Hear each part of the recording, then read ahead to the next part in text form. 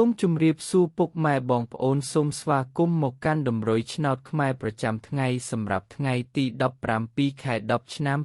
2025 Admin ក៏មានតម្រុយឆ្នោតពិសេសនិងល្អៗសម្រាប់ចែកជូនពុកម៉ែបងប្អូនផងដែរ Admin ក៏សូមចិត្តពុកម៉ែបងប្អូនសូមបងប្អូនជួយចុច like និងជាវម្នាក់មួយផងដើម្បីមានភាពងាយស្រួលក្នុងការតាមដានតម្រុយឆ្នោតខ្មែររៀងរាល់ថ្ងៃចឹងកុំឲ្យខាត់ពេលពុកម៉ែបងប្អូនយូរចឹងសូមចូលមកកាន់តម្រុយឆ្នោតខ្មែរយើងវិញសម្រាប់ម៉ោង